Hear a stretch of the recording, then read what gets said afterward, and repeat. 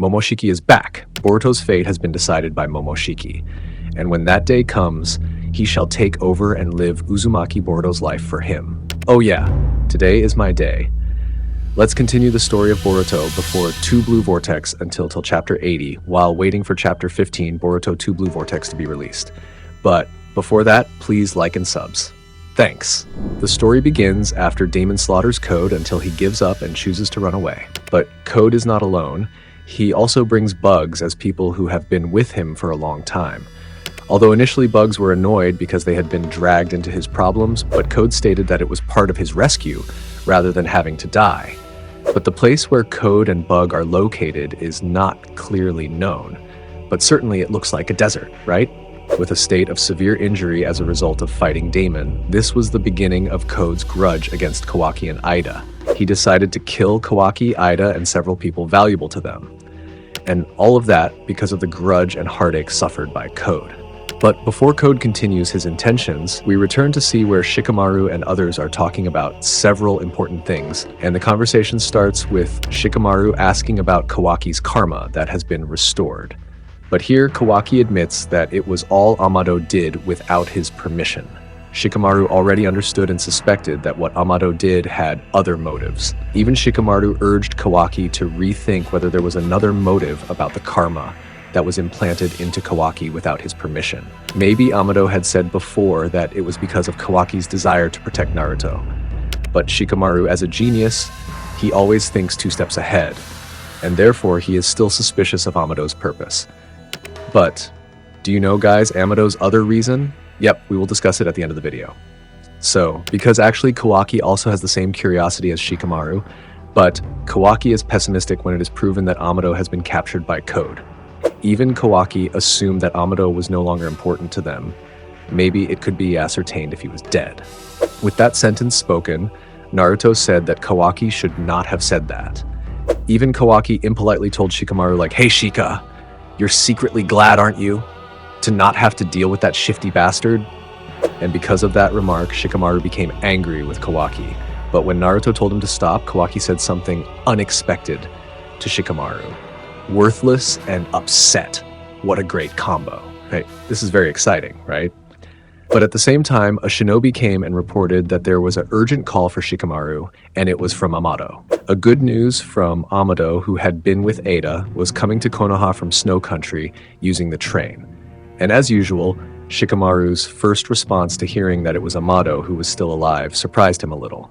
Even Shikamaru confirmed to Amado if there was no sign of Code Claws nearby. Maybe this is the right response, guys. Especially Shikamaru might be traumatized if previously Code had marked his body with claw marks that allowed him to sneak into Konoha unnoticed. But in essence, Amado told Shikamaru if Ada had now cut ties with Code. In other words, Ada will not help Code, and it is certain that Code has lost his greatest ally. And besides, then it is fixed if Ida accepts Shikamaru's offer to move inside with Konoha with Damon. Shikamaru still does not believe, even surprised after getting information from Amado, if Ida accepts the offer. Even Amado said that it is true and Konoha should prepare a good room for Ada. And the conclusion of the conversation over the phone, Shikamaru panicked when he found out Damon was also with Ida, because Shikamaru had found out if Damon had helped Code when fighting Kawaki until he was helpless. But even so, Amado explained that Damon was Ida's younger brother. Although initially Amado and Shikamaru contradicted each other about Damon coming with Ida, but between the two of them they had no choice and authority to refuse. But unfortunately, Amado deceived Konoha. Even with very clever sentences and words, Shikamaru finally accepted the decision, and even Amado also said that he rescinded Code's limiters. Even at the end of the chat, Amado mentioned that Shikamaru was game pieces, which made Ida curious about it. But because Amado is a good speaker, he was able to make the situation go according to his plan.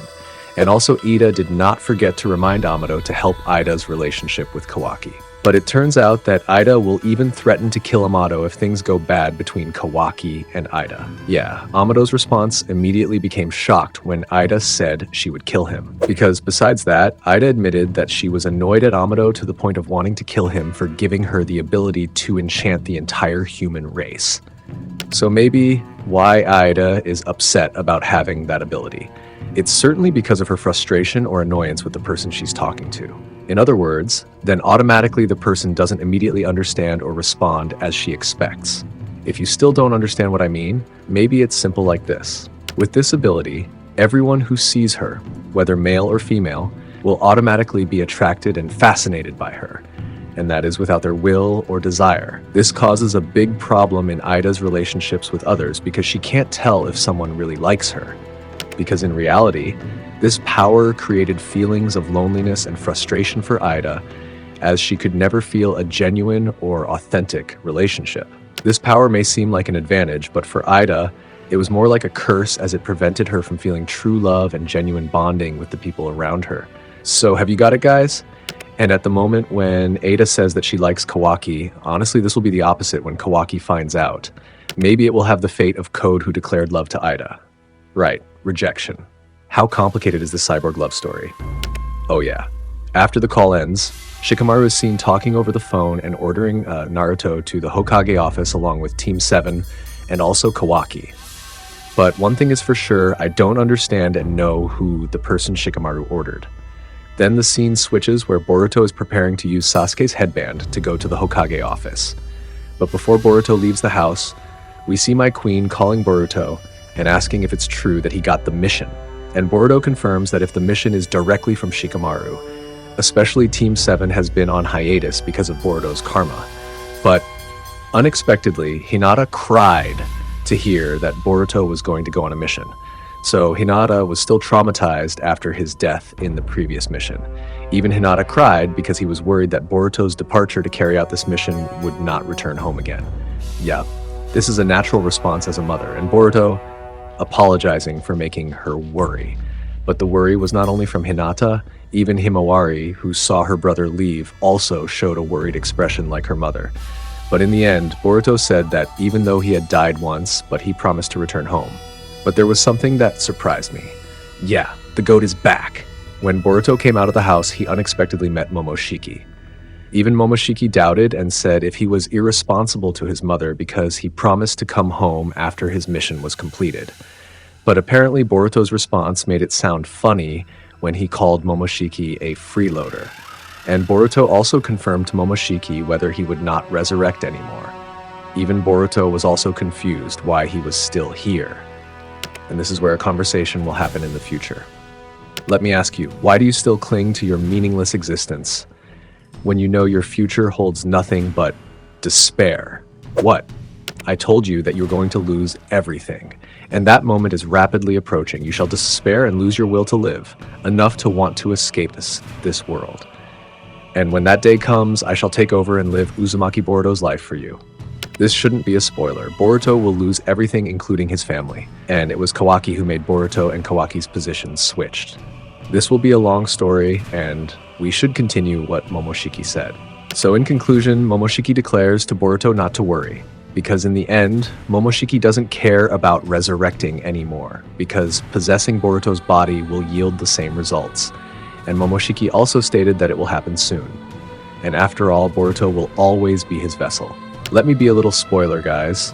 So what Momoshiki said has a big probability. The fact can't be refused if Momoshiki has visions of the future. However, it can still be inevitable, because in Chapter 13, Kashin Koji has awakened a Shinjutsu with the name Jippo. And in conclusion, if Boruto's future will be the same as Momoshiki said, with Jippo's ability, it will change the timeline or destiny that Boruto will receive. Although it is not 100%, but with Jippo's ability to see the future, it will also be useful as information to change the predetermined line of destiny. In other words, Boruto must try even harder so that his bad fate can be avoided. And in the last sentence before Momoshiki left, he emphasized that he would not let Boruto die anymore, because Boruto is his precious vessel and no one else should have it.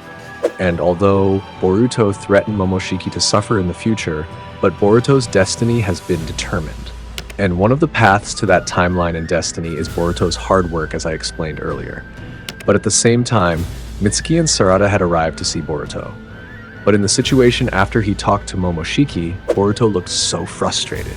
He even shouted that he would determine his own fate, making Sarada panic until she thought Boruto looked even more excited. And not only that, Mitsuki also feels that even if Boruto dies and comes back or becomes Otsutsuki, he is still Boruto. Oh yeah, when Boruto leaves home to go on a mission, Himawari talks to her mother and says if she becomes a ninja, maybe she can help Boruto. But Himawari makes a question that makes Hinata surprised. That is how Hinata will feel if Himawari becomes a ninja. Become more anxious or vice versa? Yeah, even though in the end, Himawari will become a ninja and even become a Kurama vessel. Sadly, Hinata does not know this in the future because Hinata and Naruto will be sealed in the Daikokuten dimension. And when we see Boruto again, and they head to the Hokage office, the scene shows code that previously escaped from Ada's hiding place. But before I explain some important things about this place, I think we should take a short break. Thank you guys for the likes and subs, and for the next chapter I will update as soon as possible. I'm Neem, see you in the next episode. Bye-bye, Data Bio.